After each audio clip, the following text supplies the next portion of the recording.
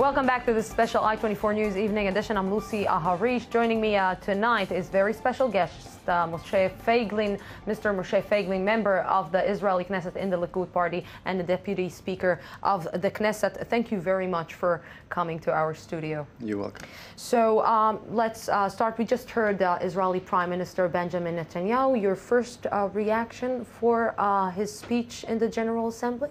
Oh, yeah. Well, it was a beautiful speech. Very touching. He touched also his personal family experience and so on. Definitely a speech that gives the right and true message.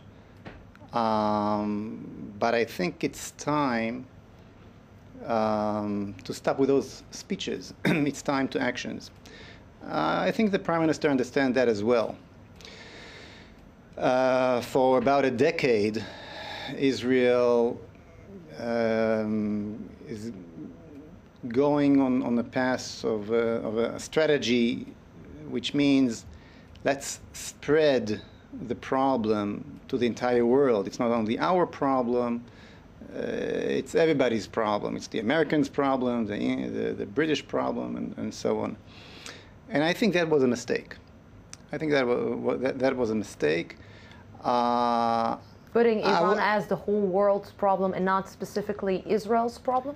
I'm not saying that nuclear Iran is not the free world's problem. It is definitely a problem of everybody. But no one will solve it for us. If we will not solve it, no one will do the job for us. And giving the feeling that we're willing to put our defense at the hands of others is very wrong, definitely with the history of the Jewish people. We heard Israeli Prime Minister Benjamin Netanyahu saying that if Israel will have to act, it will act by itself. We will act and we will do everything in our power to defend ourselves. Do you think that Israel is capable to face the Iran nuclear program and to face Iran by itself? Well, I believe my Prime Minister. If he said that, he knows that we can do it. That is first of all. But I'm saying more than that. I think we all understand that the Americans are not going to attack, definitely with the spirit that we see now. Especially after the Syrian conflict and what happened in Syria. Exactly. This is A. B, we all know for sure that the Iranians are not going to stop developing and reaching fast their capability to have their own nuclear capability, nuclear bomb. And so the conclusion is very simple. The time is now. As they say, if you want to shoot, shoot and don't talk. The time of talking is finished. Do you really think that Israel should put itself into a war with Iran? Look, I don't want to leave my children and my grandchildren, and no Israeli wants to leave his next generation a state of Israel, the state of the Jews, when the fanatic regime of the Ayatollahs from Iran behind the border are holding nuclear bombs. Menachem Begin, the leader of the Likud during the 80s, understood that, and against all the pressure in the world, and also pressure from inside Israel, our president Shimon Peres was against the attack on Saddam Hussein at the time. Order the IDF, the Israeli Defense Forces, to attack and destroy it.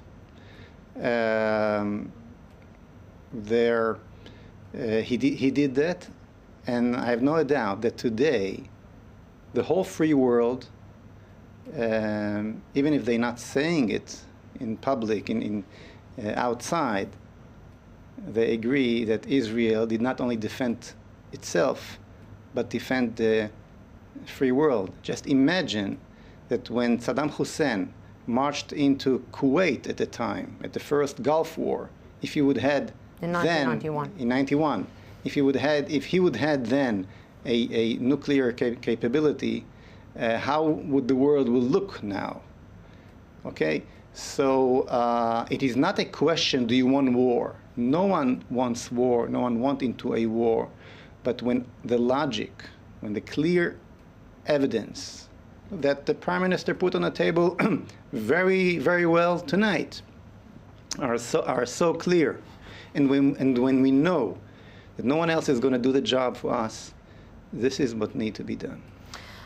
We heard and we got a message from officials in the parliament and in the government that Israeli Prime Minister Benjamin Netanyahu ordered his Knesset members and the Likud members not to say anything until tomorrow, until he's done with the speech, and you decided to react. You decided to come and give an interview and talk about it. Why? No, he did not order the Knesset members. He ordered his ministers. I'm not a minister in the government. That is, first of all. But you are part of his party, maybe. Yes, definitely. I think that what I'm doing now is helping Netanyahu. Not everything that I feel free to say, he can say. And I think we have exactly the same goal. And I think the people of Israel and people around the world should know the truth, should know the facts, and should hear that voice from Israel that's saying that the people of Israel will stand behind its leadership when the leadership will decide to defend Israel and to defend the next generations to come. We did not rise up from the ashes of the Holocaust to put our life at the hands of Rouhani or any other fanatic regime in Iran. And excuse me one second. And mentioning that historical fact, we should also remember that the Air Force of the United States and the warplanes of Great Britain flew above Auschwitz, knew exactly what's going on there, and did not bomb the trains, and did not bomb the facilities that the Germans built in order to kill all the Jews in the world. We should remember that and know that at the true time, when time comes, no one will defend the Jews but themselves. But you don't think that Israel needs the American, because we heard last year from Shimon Peres, Israel's president, that Israel doesn't have the capability to destroy the nuclear, only to delay it. As I mentioned before, I didn't know that you're going to ask me about Shimon Peres, but as I mentioned before, Shimon Peres, our president, was against the attack on the Nusirak nuclear reactor in Iraq as well. I'm not coming from his party. I'm coming from Likud. Our great leader, Menachem Begin, at the time, did not listen to Shimon Peres and did attack in Iraq. And there is no nuclear capability today in that country. I think our current leadership should go in the footsteps of Menachem Begin and not according to Shimon Peres' logic. Benjamin Netanyahu talked a lot in the speech about Iran. Maybe even something about around 95% from his speech was about Iran. But he did talk about the peace process between Israelis and the Palestinians. And he said that Israel is willing to do some, like he said, painful, giving up some painful principles that Israel has for peace. Let's hear what he had to say, and then I want your reaction on that. We hope that our common interests and common challenges will help us forge a more peaceful future. And Israel continues to seek an historic compromise with our Palestinian neighbors, one that ends our conflict once and for all. So I'm happy that he spoke only 5%. Only 5% about the Palestinians, that, and I think that was too much as why as do well. you think that? Isn't it very, very important for the region to end this conflict? Isn't it in the benefit of Israel? Look, behind the line, Prime Minister Netanyahu did not mention that, and that's good. But behind the line, there's a pressure to make a linkage between solving the Iranian threat and a withdrawal, or Israeli withdrawal from the heart of the Jewish homeland in Judea and Samaria, the biblical land of the Jews. That linkage is very, very dangerous, and I would say more than that. It is a pure anti-Semitism, because telling the Israelis that we don't have the right to exist in the world, to defend ourselves as any other human being in the world, unless we pay for it. And it doesn't matter how, with land or with concessions from any other kind. It's pure anti-Semitism. We have the right to defend ourselves. We have the right to live. And this is the question that is on the table right now. It is not about territories. It's not about Palestinians that never exist 100 years ago or even 50 years ago. Okay? It is not about that.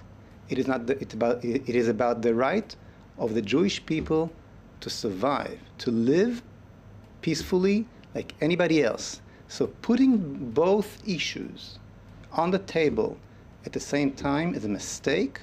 I'm very happy that Prime Minister Netanyahu, to my understanding, gave some lip service of 5% of his speech to that subject. And if I would have done that, I would not give these 5% as well. You wouldn't give this 5% as well because you don't see a solution between the Israelis and the Palestinians? No, because I don't see the problem. You don't see the problem? I don't see the problem. So you see,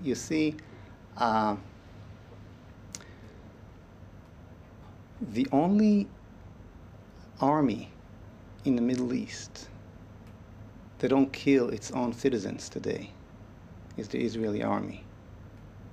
The only place in the Middle East where Arab people don't need to be afraid of the army of its own of the state where they live at the existing time is in the land of Israel, the army of the state of Israel. When you're talking in the name of a Palestinian people, you're lying. There is no Palestinian people. They are living right next to Israel. They're Arabs. They're Arabs. A lot of Arabs here. Nowhere in the Middle East, nowhere in their own countries. Do they know that they don't exist? They have, let me tell you. Yes, they know. The answer is they know, and they're saying it.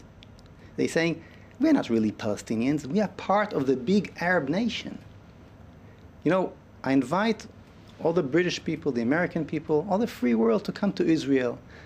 Walk around in the biblical sites, in the archaeological sites, dig a little bit. Every stone you pick in Israel, you find archaeological site and evidence of a history of 1,000 years, 2,000 years, even 3,000 years of the Jewish people. You'll never find a coin from the 19th century of a Palestinian state. There isn't such a thing. The bottom line is this idea of so-called Palestinian nation is actually an idea of how to destroy Israel. We should give the Arabs in Israel all the human rights, and they know that they will only get it here. But political rights, national rights, they can get in any Arab land, not in a Jewish land. So you're saying basically that human rights, yes, no political rights, no nation, although they have a flag, although they have army, although they have a support and a coordination between Israel and the Palestinian Authority. So, where was the Palestinian flag before 1967? They killed each other when somebody mentioned the word Palestinian state. They did not want it. It was not about that. I can give you more and more historical facts. Yeah, but unfortunately, we have only 20 this whole seconds idea more. of Palestinian state is a fault. They themselves don't really want it because no one ever in history, no group ever in history, got so much help and so much money to create its own country, and it didn't happen. It didn't happen because it's false. I'm sorry, but I wish I had 5 more minutes with you to continue this conversation. Mr. Moshe Feiglin, thank you very much for this conversation with us, and thank you, our viewers, for being with us tonight. Tomorrow, we will be here at the same time, same place from the Jaffa Port. Have a great night.